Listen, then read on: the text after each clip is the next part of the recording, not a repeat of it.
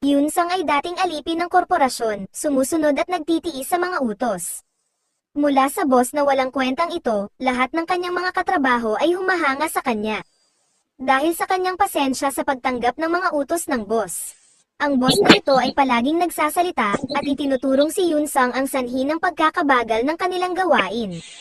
At patuloy na humihingi ng pasensya si Hyun-sung, hindi kayang mawala ni Hyun-sung ng trabaho, dahil siya ang nagpapaaral sa kanyang kapatid na may sakit, ngunit sa loob ng kanyang puso, gusto niyang sapakin ang pangit na mukha ng lalaking ito, pero papalampasin na lang niya ito. Patuloy na magtatrabaho si Hyun-sung, ngunit talagang nais nitong umalis sa kanyang mabati siya sa matanda, at pinasalamatan ito sa pagtatrabaho sa araw na iyon.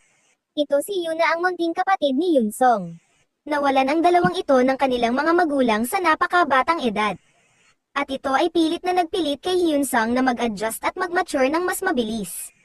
Bawat gabi at sa kanilang trabaho, si Hyun-sung ay nagpapanggap na maayos siya at magaling ang kanyang pagganap sa trabaho.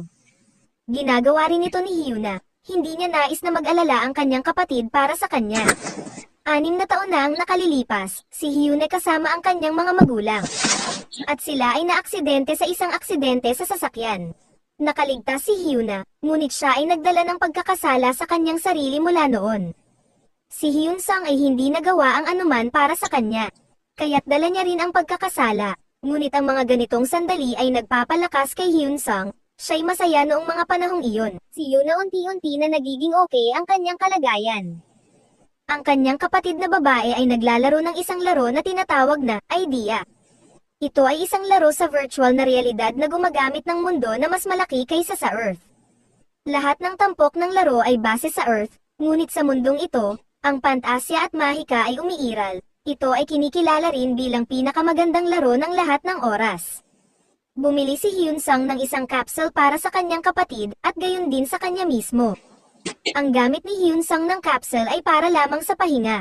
Ang 1 oras sa tunay na buhay ay katumbas ng 5 oras sa loob ng laro. Ginagamit niya ang laro na Idea upang magkapagpahinga at makahabol sa kanyang pagtulog, isang napakatalinong hakbang nga. Kapag ginamit niya ang laro, siya ay magkakaroon ng pahinga na umaabot sa 20 hanggang 25 na oras, kumpara sa 4 hanggang 5 oras lamang. Ang Idea ay hindi lamang isang simpleng laro, ang mga manlalarong nasa mga mataas na ranggo ay nagkakamal ng malaking kayamanan sa pamamagitan ng pagsusulat ng laro. May ilan sa kanila ang nagpasya na tumigil na sa kanilang trabaho dahil mas maganda ang kita sa paglalaro ng Idea. Nagkaroon rin ng laban si Hyun-sung tungkol sa paggawa nito, sapagkat siya ay ini-scout na maging profesional na manlalaro noong bata pa siya. Ngunit hindi siya makapagdesisyon ng biglaan, dahil sa kanyang kapatid. Pagkatapos ay nagumpisa si Hyun-sung na mag-login sa laro, kung saan ay may mga baguhan na dumadating, ngunit sa pagkakataong ito, siya na lamang ang natirang player tulad ng dati. Pumasok si Hyun-sung sa isang inn, agad siyang naramdaman ang kasiyahan habang nakahiga sa kama. Nagumpisa si Hyun-sung sa kanyang pagtulog, at bigla na lamang lumitaw ang abiso na ito. Natulog ng higit sa 10,000 oras sa loob ng laro. Natanggap niya ang mga ganitong abiso matapos, ngunit wala itong kamalay-malay sa nangyayari. Si Hyun-sung ay nagising matapos ang 6 na oras na pagtulog sa totoong mundo. 30 oras na tulog sa VAT, siya'y nagsimula na makita ang lahat ng mga window na naghihintay sa kanya. Nahulog sa gulat si Hyun-sung, nakita niyang ang kanyang klase ay nagbago, ay nakuha ang isang god rank na klase, ang lahi ni Tananos. Pagkatapos ng 10,000 na oras ng pagtulog, siya ay nakakuha ng maraming stats mula sa mga titulo na kanyang natamo. Ngunit nagpa siya si Hyun-sung na suriin ito mamaya, dahil nagsimula na siyang mag-logout ngayon. Matapos niyang gastusin ang oras sa pagsasaliksik kung ano ang nangyayari, namangha siya sa natuklasan niya. Natuklasan niyang kung magagamit niya ng maayos ang natanggap na skill, kaya niyang kitain ang halagang sa 1 taon ng sahod sa pamamagitan ng paglalaro ng laro na ito. Nagsimula nang mag-isip si Hyun-sung gagamitin niya ang kanyang naipon para sa kanyang layunin. Na maging malakas sa loob ng 2 buwan, dahil dito. Magandang ang kanyang disposisyon, nagsimula siyang magluto ng kanilang almusal. Pagkatapos ay tinulungan niya ang kanyang kapatid na umupo sa kanyang wheelchair. Upang makapunta ito sa banyo, lubos na nagpapasalamat si Hyun-sung sa larong ito. Dahil tinutulungan nito ang kanyang kapatid na malampasan ang trauma na naranasan niya. Bukod dito, ang kanyang kapatid ay ginagawa ang lahat para maghilom. Lihim na sinusubukang tumayo, sa loob ng laro, siya'y malayang makakalakad. At sa kasalukuyan, ang kailangan lamang niyang gawin ay palakasin ang mga kalamnan sa kanyang mga binti. Ipinagpatuloy ng munting kapatid na ito ang pag-unlad na ito. Dahil nais niyang sorpresahin ang kanyang kapatid kapag dumating na ang tamang panahon. Sa kanyang opisina, iniharap ni Hoinsung ang kanyang sulat ng pagbibitiw sa kanyang boss. Ang kanyang boss ay ngayon ay nagsisisi sa mga nakaraang gawaing nagawa niya. Nang wala si Hoinsung, ang lalaking ito ay kinakailangang gawin ang lahat ng gawain na dating ginagawa ng Yunsang. Para sa kanya, kahit na mas marami silang trabaho ngayon. Masaya ang mga katrabaho ni Husem para sa kanya sila ay labis na nagulat na tumagal si Hoinsung ng ganong katagal. Ang walang hiyang boss ay nagtangkang pigilan si Hoinsung na magbitiw. Sa pamamagitan ng pagbanggit sa kanyang kapatid, ngunit nagbago ang atmosfera. Sa loob ng silid, sinuntok niya ang mesa. Sinabi niya sa kanyang boss na siya'y nagpapasalamat. At umaasa siyang hindi na sila magkukrusa ng landas. Matapos iyon, umalis si Hyunsung sa opisina, pumunta siya sa lugar ng PC. Lubos na tuwang-tuwa si Hyunsung dahil nabigyan siya ng pagkakataon na kumita ng malaking halaga. Sa pamamagitan ng paglalaro ng isang laro, sa simula, nagrente siya ng isang PC.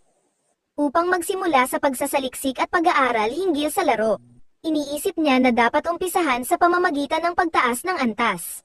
Ang mga kagamitan na may kahilingan ay nasa mga antas 100 hanggang 200. Ngunit pagkatapos ay nakita niya ang tape na ito sa anyo, na nagsasabi na mas mataas ang ranggo ng klase ng manlalaro, mas mataas ang kahirapan sa pagtaas ng antas. Sa kanyang God rank, kailangan ni Hyunsung ng 5 beses ang dami ng karanasan na kailangan ng normal na manlalaro upang magtaas ng antas. Nagsimulang mag-isip si Hyunsung na marahil ay maaga niyang iniwan ang kanyang trabaho, ngunit sa kabilang banda, ito'y nagpapatunay lamang na ang mga klaseng may mas mataas na ranggo ay mas malakas kaysa sa mga ordinaryong klase. Matapos ang kanyang pananaliksik, nagdesisyon si Hyunsung na gamitin ang capsule. May 8.5 oras pa siyang natitira bago matapos ang kanyang dating oras ng trabaho, kaya't umarkila siya ng capsule para sa 9 na oras. Pumasok si Hoinsung sa capsule at sinimula ng laro. Babalik tayo sa kanyang pananaliksik. Ini-check niya ang mga kasanayan at estadistika na nakuha niya noong huli. Ito ang bahagi kung saan siya pinaka-interesado, ang kanyang God rank class. Nakasaad dito na si Tananos ang Diyos ng kamatayan at pagtulog. Ang Diyos na ito'y mahilig din sa mga kalokohan. Sa pagbabasa ng description, inisip niyang parang punk ang Diyos na ito. Ang susunod na bagay na sinuri ni Hoinsen ay ang mga kasanayan na nakuha niya. Ang unang kasanayan ay ang narcolepsy. Ito'y isang pasibong kasanayan na nagpapakatulog bigla. Ang gumagamit ang kasanayang ito ay magiging aktibo 1 beses. Bawat 24 na oras sa isang random na oras ang gumagamit ay hindi magi gising. Kapag ang kasanayan ay aktibo na, ang susunod ay ang Thanos Dreams. Ito ay nagbibigay daan sa gumagamit na kumita ng DP. Ayon sa dami ng pagtulog na nagawa, ito'y nagbibigay sa gumagamit ng kakayahan na kumita ng DP sa pag-akma ng mga halimaw. NPC o kahit mga manlalarong 30 antas sa itaas, ito rin ay nagbibigay ng pag-access sa DP store kung saan ang gumagamit ay maaaring bumili ng mga kagamitan at kasanayan sa iba't ibang ranggo. Kapalit ng DP, ang pangatlong kasanayan ay tinatawag na Fano. Somnambulism. Ito ay nagpapahintulot sa karakter ng gumagamit na kontrolin ng isang artificial intelligence tulad ng kanyang mga kasanayan. Kapag siya'y natutulog, ito ay aktibo lamang kung ang gumagamit ay naatake. Habang siya'y natutulog, ang ika-4 na kasanayan ay ang Thanos Nightmares. Ito ay isang pasibong kasanayan na nagpapahintulot sa gumagamit na gamitin ang anumang sandata. Ito ay nagpapataas ng tsansa na magdulot ng fatal na tama na 200%. At nagbibigay ng kakaibang kalagayan na tinatawag na bangungot. Ang huling kasanayan ay tinatawag na Rest of Death. Ito ay nagpapahintulot sa gumagamit na mag-ikot ng DP upang patabi ng isang tao sa loob ng 1 minuto habang natutulog. Ang kalaban ay makakatanggap din ng dobleng pinsala matapos basahin ang lahat ng mahahabang kasanayan na ito.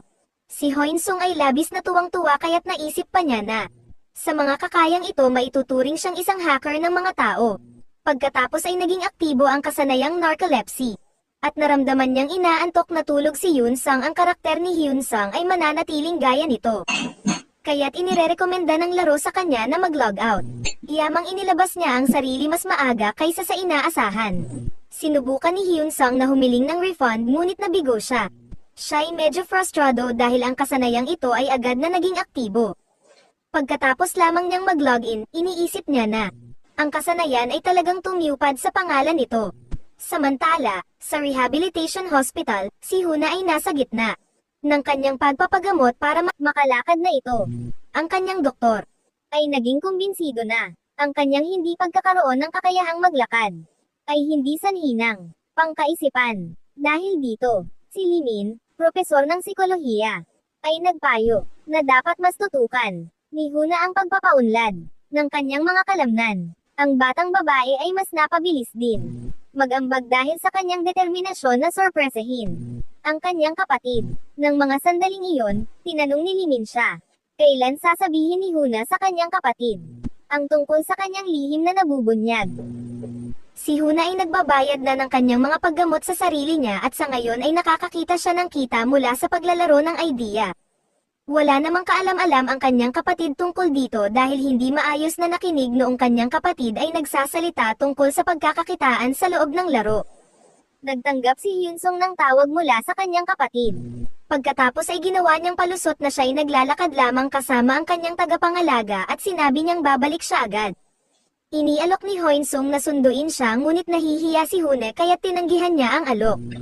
Dahil dito, nagpaalam si Yuna kay Professor Limina. Iniisip niyang tunay nga itong magkapatid. Binigyan rin ni Yuna ng impormasyon ang kanyang tagapangalaga tungkol sa palusot na ginawa niya para magkasundo sila. Matapos ang ilang sandali, bumalik sina Hyuna at si Ojima sa kanilang apartment. Sinabihan ni Hyun-sung si Ojima na pwede na siyang umalis dahil siya na ang mag-aalaga kay Hyuna. Lubos na nagpasalamat si Ojima at itinuring ang araw na ito bilang isang araw ng pagpapahinga. Sa pagkatapos, dinala ni Hyun-sung si Hyuna patungo sa kanyang kwarto. Agad na napansin ni Hyuna ang seryosong ekspresyon ng kanyang kapatid kaya tinanong niya ito kung may masamang nangyari. Sinabi ni Hyun-sung na siya'y nag-quit na sa kanyang trabaho. Walang sinabi ang kapatid niya at inakala na marahil ay maraming overtime ang kanyang kapatid sa trabaho. Sinabi pa niya rito na plano niyang kumita ng pera sa pamamagitan ng idea. Nang marinig ito, nagliwanag ang mukha ni Hyuna. Sinabi niya dito na matagal na siyang naghihintay na magkaroon ng pagkakataon na ipahayag ang ideyang ito sa kanyang kapatid. Idinagdag pa niya na maraming tao ang kumikita ng pera sa larong ito. Itinanong ni Hyuna sa kanyang kapatid kung anong klase ng karakter siya at baka naman siya'y nakuha sa mataas na ranggo kaya't iniwan niya ang trabaho. Dahil sa sobrang tuwa ni Hyuna, ibinunyag niyang siya ay nasa ranggo 331, kasama siya sa top 1,000 players sa laro, at kumikita siya ng malaki na nagagamit niyang pangbayad sa kanyang mga gastusin sa medikal. Tinigilan siya ni Hyun-sung at ngayon ay nais na pag-usapan ng maigi ang kanyang sinabi. Subalit si Hyuna, ang munting bata, ay nagsikap na magpaliwanag para makatakas sa problema ngunit wala itong naging epekto. Ngunit sa huli, pinahahalagahan ni Hyun-sung ang mga pagsisikap at pag-aalala ng kanyang kapatid at naisip niyang tunay nga itong lumalaki. Patuloy ang kanilang usapan tungkol sa idea at nagpastahan pa ito na kinakailangan ni Hyun-sung na maabot ang top 1,000 sa loob ng 3 buwan. Nang gabing iyon, pumasok siya muli sa laro. Ang karakter ni Hyun-sung ay natutulog ng 58 na oras, kaya't nadagdagan ang kanyang mga estadistika. Pagkatapos nito, pumunta si Hyun-sung sa gitna ng baryo kung saan naroroon ang pinto para sa mga tutorial. Isinaalang-alang niya ang payo ng kanyang ama na ang unang hakbang ay palaging mahalaga kaya't nagpa siya na tapusin muna ang tutorial na ito. Inutusan si Hyun-sung na pumili ng sandata, pinili niya ang isang beginner's sword dahil siya ay second din sa QMDL. Ito rin ang sandata na palaging pinipili niya sa mga naunang laro kaya't mas kumpiyansa siya sa paggamit nito. Pagkatapos nito, lumitaw ang isang scarecrow sa harap niya. Tingin niya ay medyo mahina ito at sa isang slash lang, nahati ito sa 2. At nalampasan niya ang tutorial. At nakuha niya ang maraming titulo. Nakuha niya ang titulo na, Like a Professional, na nagbibigay sa kanya ng plus 10 sa lahat ng estadistika, at ang titulo na, Monstrous Newbie, na nagbibigay sa kanya ng 10% na dagdag sa lahat ng kanyang experience points. Unti-unti naging isang overpowered player si Hyun-sung dahil sa mga titulo na kanyang natanggap. Nagpa siya siyang lumipat sa susunod na baryo, lahat ng mga baguhan ay may kakayahan mamili kung saan magsisimula ang kanilang paglalakbay, karaniwan ay pipili sila ng mga baryong may mas mataas na antas ng kaunlaran para sa mas madali at maayos na pag-umpisa. Ngunit si Hyun-sun ay pumili ng DHA Town, ang pinakamatigas at kilalang baryo sa mga baguhan. May malapit na baryo ng mga orc sa baryong ito kaya't iniwasan ito ng karamihan. Subalit para kay Hyun-sung, nangangahulugan ito na maaring kanyang lumunin ang lahat ng mga halimaw sa lugar na ito at mag-level up ng kakaibang bilis. Sa DHA Town, nakitaan ang dalawang gwardya na nag-uusap. Nagtataka sila kung bakit matagal nang hindi napupuntahan ng mga dayuhan ang kanilang baryo. Sinabi ng isa sa kanila na ito ay dahil sa mga acid slime. Sa halip na mahina at madaling patayin, ang mga slime na ito ay naglalabas ng acid blast na hindi kayang iwasan ng mga baguhan. Bukod dito, ito rin ay nakakapagpudpod ng kanilang mga kagamitan. Dagdag pa, may kalapit na baryo ng mga orc, napansin nilang may isang tao na biglang nag-teleport sa baryo at ito'y nagdulot sa kanilang maligayang pagkakakita. Dumating si Hyun-sung sa baryo at siya ay binabati ng mga NPC doon. Ngunit dahil sa mababang antas ng kanyang karakter, hindi ito masyadong nabigyan ng pansin at nagpatuloy ang mga NPC sa kanilang gawain. Naawa rin ang mga gwardya sa bagong dating tanong ni Hyun-sung sa kanila ang kinaroroonan ng mga slime upang mas mapabilis niyang mapatay ito. Tinangka ng mga gwardya na siya'y balaan tungkol sa panganib, ngunit pinasalamatan lang ni Hyun-sung sila sa kanilang pag-aalala. Tunay nga silang naaawa kay Hyun-sung, matapos tumakbo ng ilang sandali, natagpuan ni Hyun-sung ang isang slime, tinambangan niya ito subalit paglapit niya rito, biglang naglakas loob ang slime na ilabas ang acid blast. Ngunit dahil sa mataas niyang estadistika, isinagawa ni Hyun-sun ang malupit na puwersa at isinaksak nito ang slime sa isang madaliang slash agad na talo niya ito. Agad itong pumatay sa slime. Na-realize niya na hindi sapat ang paraan na ito para sa mabilis na pag-level up, kaya't bumalik siya sa baryo upang magtanong kung saan matatagpuan ang baryo ng mga orc. Sa pagtatanong na ito, napansin ng mga gwardya na medyo kakaiba ang reaksyon ni Hyun-sung. Akmang iniisip nila na sumuko na siya sa buhay, ngunit nagpapakatapang sila upang kanyang patahanin. Nagbigay sila ng pera sa kanya at inabisuhan siyang pumunta sa tindahan para bumili ng mga scrolls upang makatakas sa baryo. Bagamat labis siyang naguluhan, tinanggap ni Hyun-sung ang bagong titulo na Begging King, na nagbibigay sa kanya ng 10% dagdag na pabor mula sa mga NPC. Matapos siyang tratuhing parang pulubi, napagpasyahan ni Hyun-sung na ituloy na lamang ang kanyang sariling paghahanap sa baryo ng mga orc. Natagpuan niya ang malalaking yapak na nangangahulugan na nasa tamang lugar siya. Bigla na lamang ay may dalawang orc na dumating na mabilis patungo sa kanya. Nakatawid siya sa mga atake ng mga orc at sa isang bagsak ay agad na natapos ang unang orc. Hindi rin nakahanda ang pangalawang orc at ito ay tinaga mula sa likod. Dahil dito, nakakuha si Hyun-sung ng maraming antas at nagkaroon din ng DP sa proseso. In-enjoy ni Hyun-sung ang nararamdaman at naisip na subukan pang mag-level up at patayin ang lahat ng orc sa paligid ng baryo. Nagsimulang maghampas siya sa mga kawawang halimaw na ito. Naglalakad lang ang dalawang gwardya, ngunit biglang narinig nila ang mga sigaw mula sa pula na orc. Agad silang nag-alerto ngunit naguguluhan sila nang makitang si Hyun-sung ay nagmumula sa direksyon ng mga sigaw. Iniisip ng dalawang ito na natatakot si Hyun-sung kaya tumakbo pabalik sa baryo nang marinig ang mga sigaw. Hindi nila alam na ang mga sigaw na iyon ay mula sa mga kinatay na mga pula na orc ito. Pagkatapos nito, ipinakita niya sa kanila ang lahat ng natanggap niyang yaman mula sa kanyang pagsasagawa ng karahasan at tinanong kung saan niya ito mabebenta. Natanto ng mga gwardya na mali sila sa pagmamaliit sa baguhan at naisip na rin ang pera nila. Plano pa nilang tanungin kung maaari nilang mabawi ang ginto kay Hyun-sung. Nakita ni Yung-sung ang merchant na bumibili ng mga gamit mula sa mga napatay na monsters at doon pinuntahan nito ni Yung-sung at nilabas ang kanyang mga nakuhang loot na manghaang merchant sa kanyang nakita. At inalok agad si Yung-sung ito sa halaga na 150 na ginto. Katumbas ito sa 15,000 won sa totoong pera. Namangha si Yung-sung na pwedeng palang kumita ng ganun kalaki sa paghahunt ng mga mahihinang monster, kung magtuloy-tuloy ito. Ay kikita siya ng mas mataas pa sa kanyang dating sahod sa trabaho habang nagpapa-level up at nagpapalakas pa sa loob ng 1 hanggang 2 buwan. Sa kanyang pagka-excite ay dali-dali siyang pamauntasa. Labasan ng Nayo nakita siya ng mga gwardiya at naisip nila na mas malakas pa si Yunsong sa isang baguhan kumpara sa kanilang dalawa. Sinusubukan ni Yunsong na makaiwas sa kanilang dalawa at baka bigla pa nilang maisip na singilin dito sa binigay nila ng pera. Nagpatuloy si Yunsong sa paghahanap ng mga orcs at pagkatapos ng 10 oras sa paghahunting nang napansin yung bumabagal na ang kanyang pag-level up, at kung konti na din ang bilang ng mga orcs sa lugar gusto din niya na makalaban ng mga mas malakas na monsters at mga boss pero nag-isip niya na hindi pa siya handa at kailangan pa niya ng skill na pang-atake sa kalaban. Sa kanyang pag-level up ng sunod-sunod ay nakaipon siya ng 114 na ability points kaya napagdesisyonan niya na gamitin na ito. At nilagyan niya 70 points ang kanyang wisdom o kaalaman 47 reaction speed at 14 sa strength o lakas. Sinubukan niyang gamitin ang D.P. Store para makabili ng gamit. Sa normal na rank ay kailangan ng isang D.P. para pambayad at dito nakakuha siya ng Steel Dagger.